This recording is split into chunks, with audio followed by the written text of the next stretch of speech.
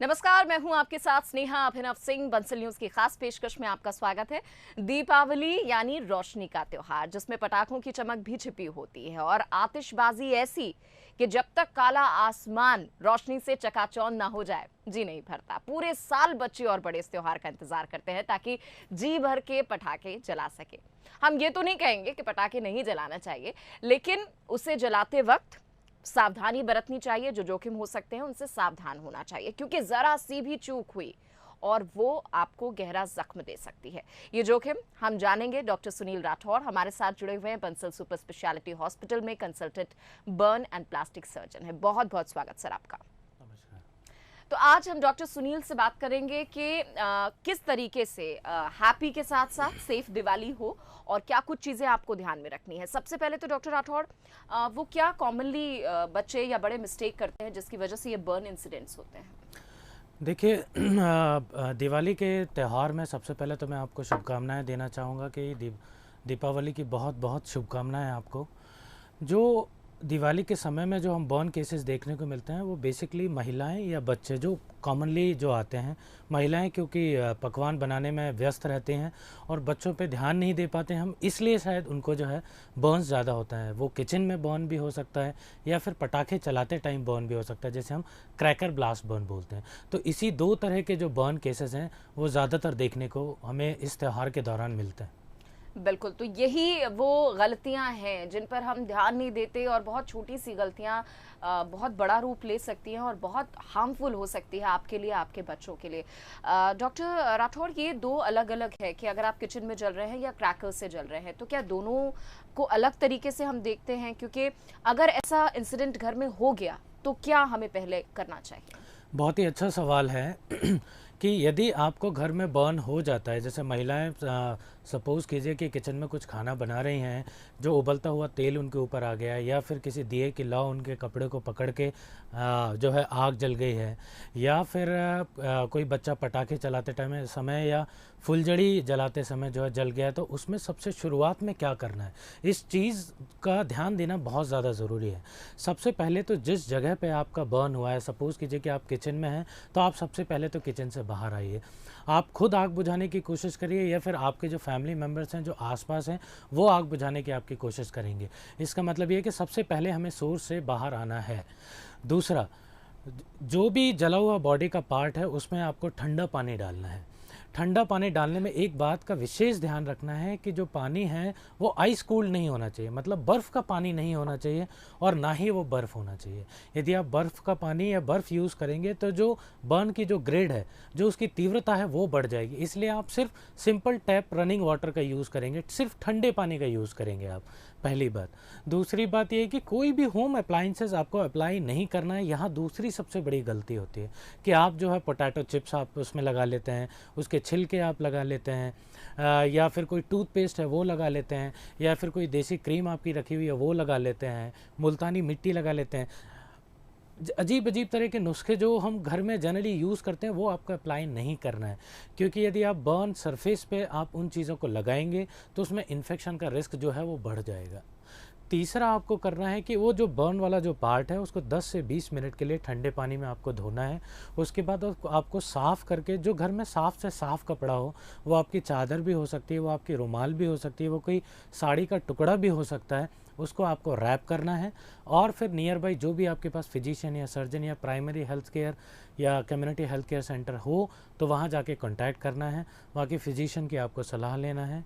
यदि आपका बर्न गंभीर तीव्रता का होगा तो जो सर्जन है या जो फिजिशियन है वो आपको उसके बारे में बताएगा और फिर उसके बाद एक प्रॉपर बर्न सेंटर की तरफ आपको मूव करना है। बिल्कुल, तो ये सावधानियां बरतना बहुत ज़रूरी है। और जैसा कि डॉक्टर राठौड़ ने बताया कि ये कई ऐसी चीज़ें हैं जो घर में हमने कहीं से पढ़ी होती हैं या दूसरों से सुना होता है और उसी को अप्लाई करने लग जाते हैं, क्योंकि वो शायद ऐसा मोमेंट होता है कि बस सामने वाले को रिलीफ मिल जाए, हम इस चीज़ पर फोकस करते हैं, लेकिन वो रिलीफ कहीं उन्हें बाद में ज़्यादा पेनफुल ना हो जाए, इसका खास ख्याल रखना है। इसलिए टैप वाटर का इस्तेमाल करें आप, और जैसा कि डॉक्टर राठौड़ ने बताया है कि जितनी जल्दी हो सके उन्हें डॉक्टर के पास लेकर जाए। डॉक्टर राठौड़, हम समझ सकते हैं कि इस दिन दिन भी डॉक्टर्स की कितनी ड्यूटी लगी रहती है? कितने केसेस आते हैं जनरली इस तरह के उस दिन?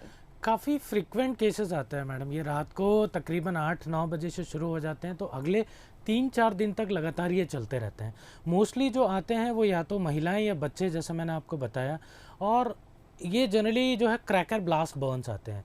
क्रैकर ब्लास्ट मतलब जैसे कि हाई एनर्जी बम, जैसे रस्सी बम या सुतली बम, जो आप नॉर्मल लैंग्वेज में जो वर्ड यूज़ करते हो, उसमें अकेले बच्चे नहीं, बड़े बड़े बम कई लोग हाथ में लेके चलाते हैं, जिसकी वजह से कई बार कई सारी उंगलियां कट के अलग हो जाती हैं, हाथ करके अलग हो जाता है। या फिर कोई फेशियल बर्न्स होते हैं, कोई फुलझड़ी चला रहा है, उसने चेहरे के नज़दीक लेके आ गया है, तो फेस पे काफ़ी जो बर्न्स हो जाते हैं। बॉडी के कई पार्ट्स में बर्न्स देखने को मिलता है। तो बहुत सारे केसेस, एज सच नंबर तो डिफाइन नहीं किया जा सकता, लेकिन काफ़ी सारे केसेस इस तरह के फ्रीक्वेंटली आते हैं। फॉर नेक्स्ट 3-4 डेज तक ये चलते रहते हैं।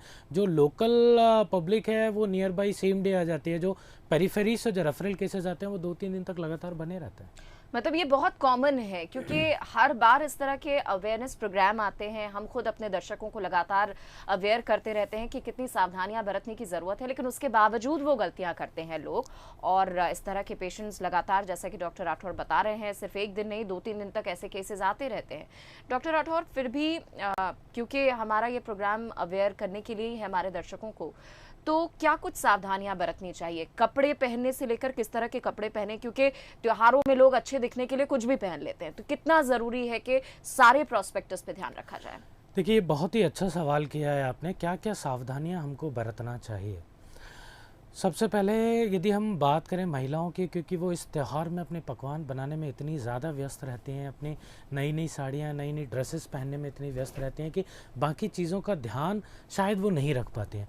तो मैं महिलाओं से कहना चाहूँगा कि बहुत ज़्यादा ढीले वस्त्र आप ना पहनें, क्योंकि आप बहुत ज़्यादा ढीले घाघरे या जो लहंगा जो आप लोग बोलते हैं, यदि वो पहनेंगी तो कहीं ना कहीं दिए की जो लौ है वो उस आपके कपड़े को पकड़ सकती है। या फिर खाने बनाते समय जो गैस की जो लौ है वो आपके कपड़ों को पकड़ सकती है। तो इन सब चीज़ों को करते समय आप बहुत ज़्यादा सावधानी बरतें।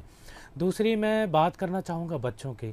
बच्चों को कभी भी अकेला नहीं छोड़ना है। पेरेंट्स की नज़र इन त्यौहार वाले दिनों में हमेशा बच्चों के ऊपर रहना चाहिए।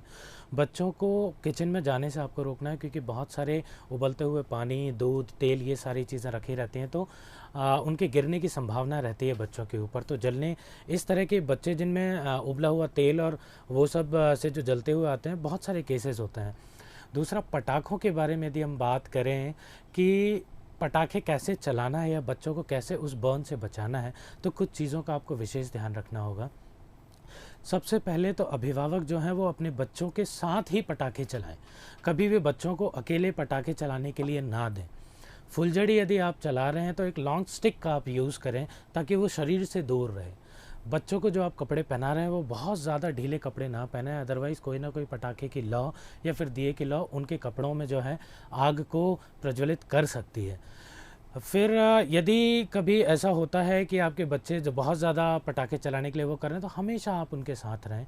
एक पानी से भरी हुई बाल्टी हमेशा रखें जिसमें ठंडा पानी हो। उसके 2 फ़ायदे हैं। एक तो आप जो फुलझड़ी चला रहे हैं वो जो गर्म है वो आप सड़क पर ना फेंकें या फिर घर में ना फेंकें, क्योंकि आपके पैरों के, खुद के पैरों के नीचे आप आ सकते हैं। उसको आप जो है ठंडे पानी में डालें। और यदि कोई बैड एक्सीडेंट या इंसिडेंट्स हो जाता है तो आप ठंडा पानी डायरेक्टली जो है उस बर्न पार्ट्स पे लगा सकते हैं, ताकि उसके टाइम को हम कम कर पाएँ, तो उसके जो बर्न की जो तीव्रता है वो कम हो जाएगी। बच्चों को हमेशा शूज़ पहना के रखें, क्योंकि यदि वो नंगे पैर रहेंगे तो कोई ना कोई बम या आपके पटाखे या फुलझड़ी का पार्टिकल्स उनके बॉडी पार्ट को जो है वो बर्न कर सकता है। और यदि बर्न हो जाता है तो जैसे मैंने कुछ देर पहले आपको बताएं क्या क्या सावधानी रखना है। कोई भी जो है होम अप्लाइंसेस आपको यूज़ नहीं करना है। कोई एंटीसेप्टिक क्रीम यदि आपके पास होती है तो वो आप लगा सकते हैं। सिंपली आपको क्लीन करना है, साफ़ कपड़े से रैप करना, और नियर बाई फिजिशियन या सर्जन जो भी अवेलेबल है, जो भी प्राइमरी हेल्थ सेंटर अवेलेबल है, वहाँ पे जाके आपको ट्रीटमेंट के लिए प्रॉपरली सलाह लेनी है। बिल्कुल, जितनी तैयारी हम अपने त्योहार के लिए कर रहे हैं, पकवान बना रहे हैं, कपड़े खरीद रहे हैं, पटाखे ला रहे हैं, उतनी ही तैयारी हमें इसको ध्यान में रखते हुए भी करनी पड़ेगी कि अगर ऐसा कुछ हो जाता है, भगवान ना करे कि किसी घर में ऐसा कुछ हो, लेकिन अगर कुछ ऐसा होता है तो उसके लिए कैसे तैयार रहना है। जैसे छोटी-छोटी चीज़ें डॉक्टर राठौर ने बताई कि आपको एक बकेट भर के पानी रखना ही चाहिए अपने पास, जो कि कभी भी आप यूज़ कर सकते हैं। पटाखे जो आप जला रहे हैं, उसे एक कोने में ही रखें ताकि वो दूसरों के पैरों के नीचे ना आए, आपके पैरों के नीचे ना आए। ये ऐसी छोटी-छोटी चीज़ें हैं जिसे अगर आप इस दिवाली पर अपनाते हैं तो आप अपने लिए भी सेफ दिवाली रखते हैं, दूसरों के लिए भी सेफ दिवाली रखते हैं। डॉक्टर राठौर, बहुत मुश्किल होता है स्पेशली दिवाली के टाइम पर, क्योंकि गेस्ट हमारे यहाँ आते हैं, उन्हें अटेंड करना और सारी चीज़ें, उसके साथ बच्चों का ध्यान रखना बहुत मुश्किल है। और अभी क्योंकि ऐसा सिनेरियो है, बहुत बड़ा मैदान भी नहीं होता, जैसे पहले हम देखते थे सब एक जगह इकट्ठा बिल्कुल। होके इकट्ठे पटाखे फोड़ रहे हैं, ऐसा कुछ होता नहीं है। तो ऐसे में क्या पेरेंट्स को ये भी ध्यान रखना चाहिए कि अपने बच्चों को वो कौन से पटाखे दिला रहे हैं, क्योंकि मार्केट में बहुत ऑप्शंस है, ऐसे कोई पटाखे आप घर ना लाएं जिसे आप छोटी जगह पर ना जलाएं। मतलब छोटी जगह अगर आप जलाते हैं और वो कोई बड़ा नुकसान दे दे तो इसके लिए कितना अवेयर होना चाहिए? देखिए, इसमें समझाने वाली कोई बात ही नहीं है कि जो आप पटाखे लेके आ रहे हैं वो हाई एनर्जी बॉम्ब आपको नहीं लेके आने हैं, क्योंकि वो आपके और आपके बच्चों दोनों के लिए जो है डिज़ास्टर क्रिएट कर सकते हैं।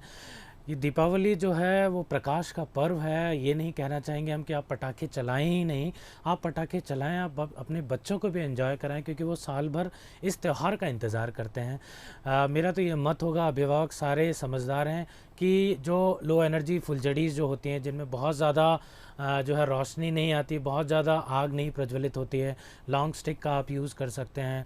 आप अनार या चक्री चला सकते हैं जो लो एनर्जी हो, जिनमें बहुत ज़्यादा टाइम तक वो ना चलें, बहुत ज़्यादा जो आग है वो प्रोड्यूस ना करें।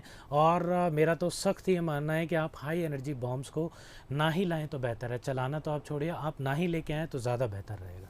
बिल्कुल, ये बहुत इम्पोर्टेंट है, क्योंकि आपको अपना ख्याल खुद रखना होगा। कई बार हम मतलब मैंने भी पर्सनली देखा है डॉक्टर राठौर, ये कि कंपटीशन होता है पटाखे फोड़ने में भी कि हमारे पटाखों में इतनी आवाज़ आई है, तुम्हारे में कितनी आती है, देखते तो इस तरह के कॉम्पिटिशन्स भी देखने को मिलते हैं, लेकिन ये आपके लिए बहुत हार्मफुल है। और बिल्कुल। ख़ास करके अगर आपके घर में कोई छोटा बच्चा है तब तो बिल्कुल आपको इससे दूर रहना चाहिए।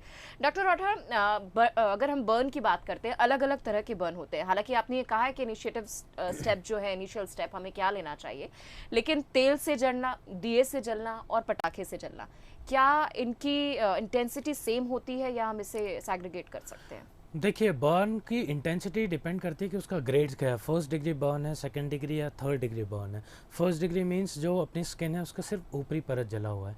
सेकंड डिग्री जो बर्न है उसमें जो है स्किन का ऊपरी और निचला परत भी जला हुआ है। थर्ड डिग्री बर्न जिसमें फुल थिकनेस स्किन का जो है बर्न है।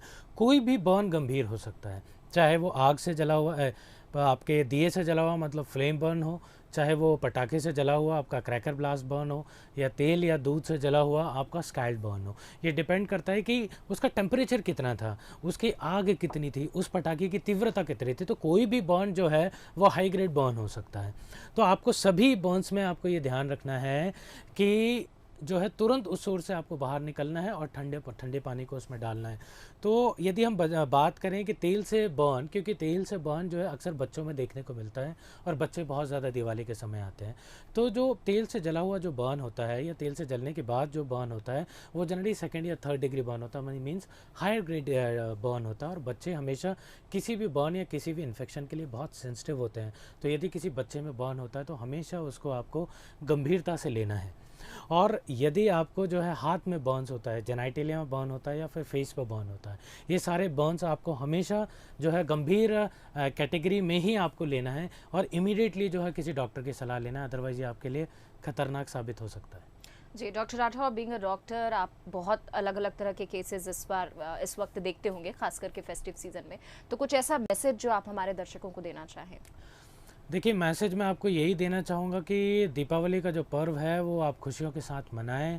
पटाखे बहुत ही ज़्यादा सावधानियों से चलाएं। जैसे कि मैंने आपको सारी चीज़ें बताई, एक बार रिमाइंड भी कराना चाहूँगा मैं इन चीज़ों को कि आप जो है पटाखे दूर से चलाएं, खुली जगह पे चलाएं। बच्चों के सामने आपकी नज़र होनी चाहिए हमेशा। बच्चों को शूज़ पहनाएं, ढीले कपड़े ना पहनाएं। फुलझड़ी को हमेशा पानी में डालें, पानी से भरी हुई बाल्टी को रखें।